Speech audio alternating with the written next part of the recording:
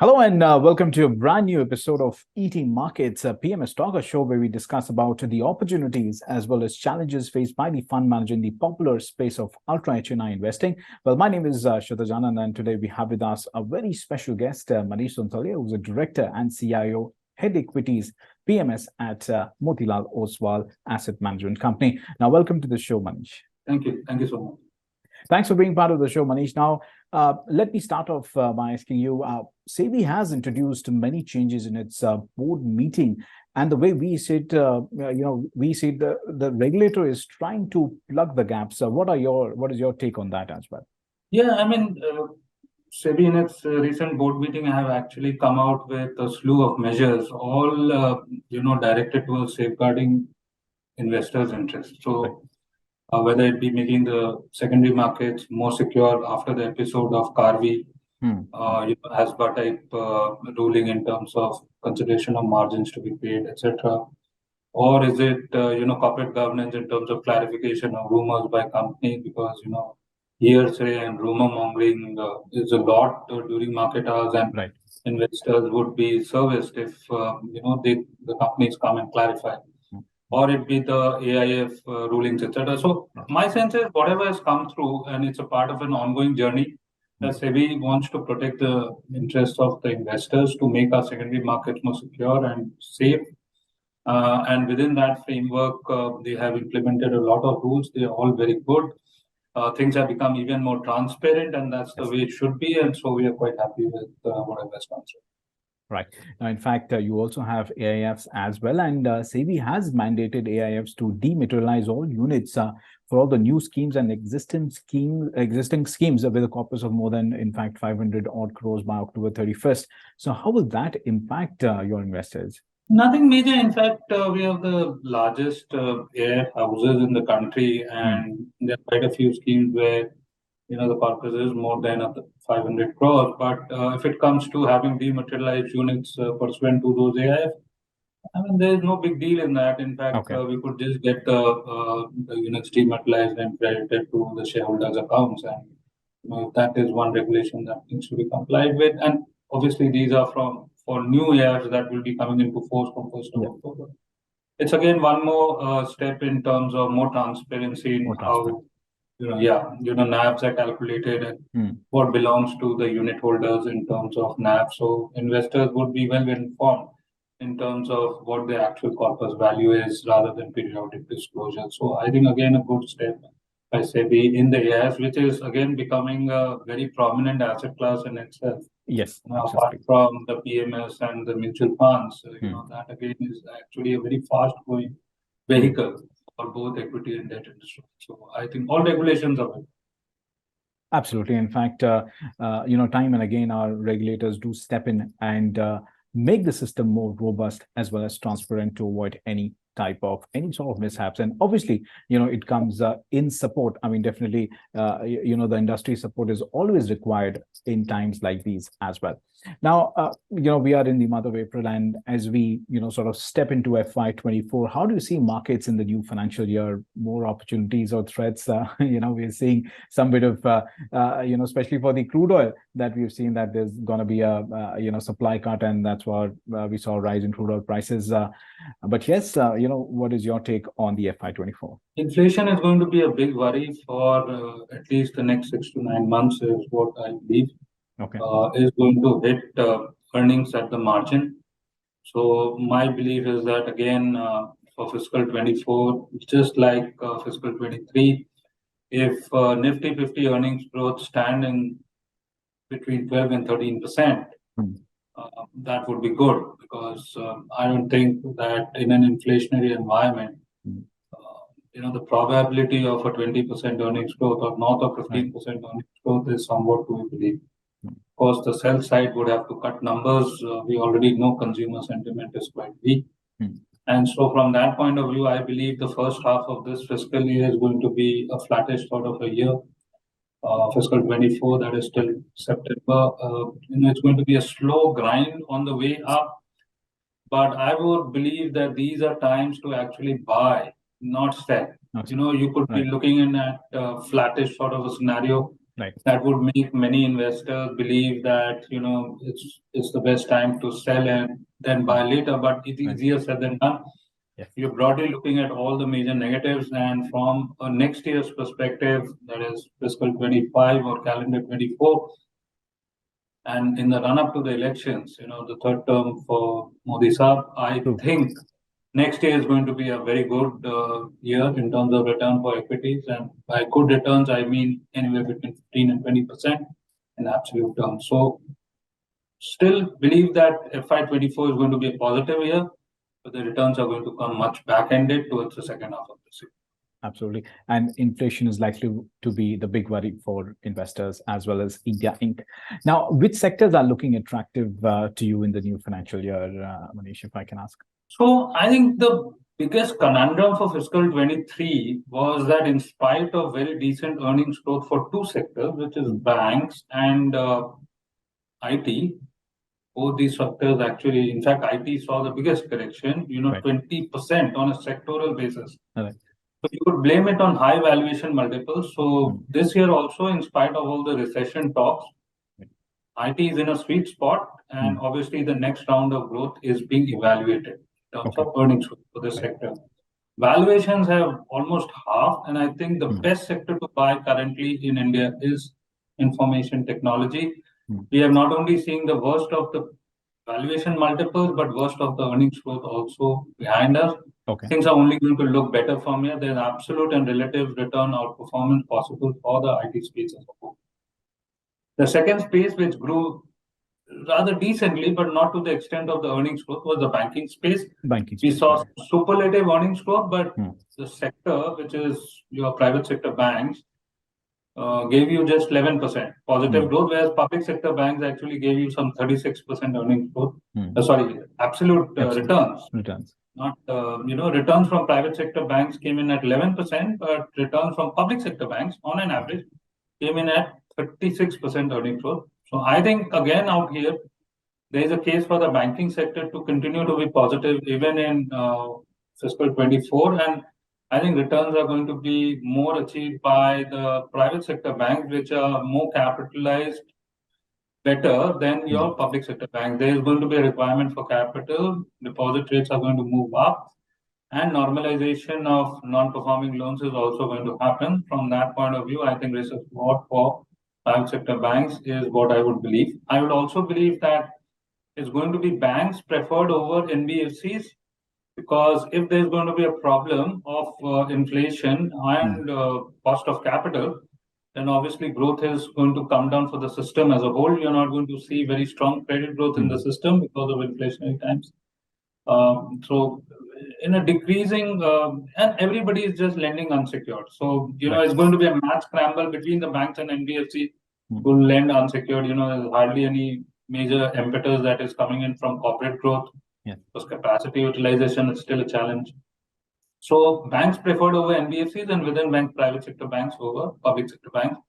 This is the next sector. And the third sector obviously is going to be your power, infrastructure, capital goods, industrials. We are looking in at a capex cycle coming before us. Both government capex and private sector capex. And within government capex, it's good to include both railways and defense, because there's where the maximum amount of government capital spending is happening apart from roads. So this would be three major sectors that I would believe are going to lead. And obviously the fourth, not to be missed out, is automobiles. But we got to be watchful out for margin pressure, because we are in for another round of inflation hikes. Even though rate cuts may be behind us, or maybe just around the corner when we may peak, but this is one red flag to worry about on the margins. Auto was all about margin story on the positive side. So right. Back. So IT banks, private sector banks, we could see some bit of money coming in with respect to the autos, as well as the capex related cycle is something, or other sectors which investors can watch out for in the new financial year. Now, let me also come to the SIPs. Now, we've seen the amount of SIP money saw growth in FY23, and taking a sort of a cue as to a wrap up. How did the last financial year turn out to be for the PMS industry as well? If you can highlight that. And recently, we've seen some bit of SIPs, going down as well. Does that sort of indicate a trend or something like that? What is your take on? So last 2 years, when globally interest rates were 0% and then moved to sub 1% in the last 1 year, and now Right. US interest rates are north of 5%. So even in India, in the last 2 years, which is run up to the pandemic, we actually 2021 and 21-22 saw benign liquidity and very low cost of capital. A lot of money went into equities. We are sitting on a high base, and now interest rates have gone up. Fixed deposits and fixed income as an asset class has come back into the reckoning in a big way. So obviously, a lot of new money that would have normally gone to the equities would now be actually chasing fixed income returns. So that much of a allurance because of deposit rates of fixed term deposits. Actually, if you have a decent period ahead of you, then it's north of 6.5, 7.5, 8. Even getting fixed deposit at 8%, and when you're looking at a scenario when equity market looks to be flattish, because we had very superior relative outperformance over the last 2 years, and it's a catch-up game. Then obviously SIP money flows, new SIP money flows have somewhat softened. Moderated, yes. Yeah, moderated. And last year, I think for the PMS industry, we had roughly around 16,000 crores of fresh corpus inflows, net inflows. And this is not taking into account your debt PMS. There are also a few debt PMS, but I'm just excluding those and including just the equity PMS. So 16,000 crores, which is not a bad amount given the base. And I think once you're looking at decent equity markets and equity markets get positive returns, you'll see this. The only one thing which I think can accelerate inflows into PMSs, and when we compare ourselves with, let's say, an AIF or a mutual fund, is this whole participation of PMSs, and this would be also something which the regulators can consider. No, QIPs are not possible for, let's say, the PMS industry as a whole. So these are individual accounts, or let's say IPO participation is not possible in a PMS business. It's possible in AIFs and let's say mutual funds. So I think between the three vehicles that are used, both the PMS, mutual funds, AIF, they should be a level playing field. I mean, no vehicle is too small. But you should not be having a disadvantage of one vehicle over the other, because at the end of the day, it is the manager who whether it be any vehicle which will prove whether superior returns are made. But at least on the regulatory front, these regulatory handicaps, if they would be brought down for the PMS, and it would be quite helpful for the growth of the PMS industry as a whole. So yeah. But otherwise, in fresh and net inflows into PMS fiscal 23 goes roughly around 16,000 crores is what my calculation suggests. Of course,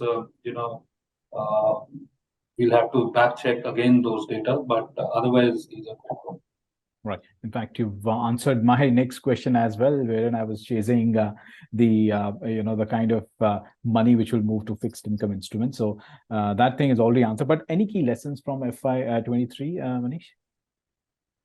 Yeah. So all along we started our PMS business way back in 2003-4, and we have always believed that equity stock returns would only be that much what the companies behind those stocks deliver by way of earnings. Right. And obviously, you should not be buying anything where valuations are atrocious. Otherwise, the best thing to do is buy good businesses, don't overpay, and then do nothing. And obviously, you don't need to churn a lot. Last year, what did we see? We actually saw banks seeing the maximum amount of outflows when it comes to foreigner selling. But the earnings growth were very superior and the valuations were not atrocious. Right. Secondly, all along there has been a commentary about recession in the IT space, but every quarter earnings have got met. So the key lesson from FY23 is that obviously investing is both an art and a science. The science part is basically getting your earnings right. And the art part is basically getting your valuations right.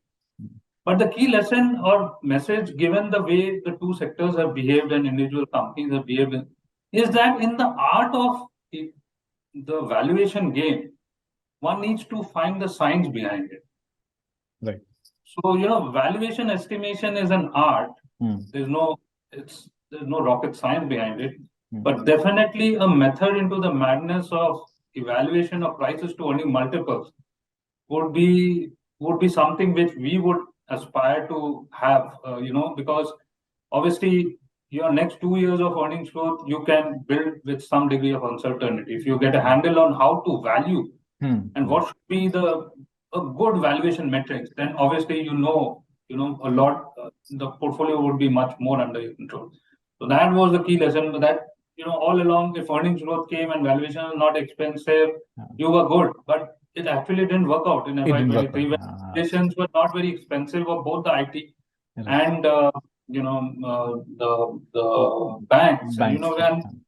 So my key question in FY23 was, why should FMCG companies with, let's say, 10% growth should be trading at 50-60 PE, whereas you have IT companies growing at 20%. Why should they not be trading at, let's say, 40 PE? So my understanding is the valuations were not atrocious. These are high quality, even dividend payouts have gone, but still it corrected. So the key lesson and that I've taken upon myself is to understand the science behind the art of PE estimation. Okay. So numbers don't appear to be as they are.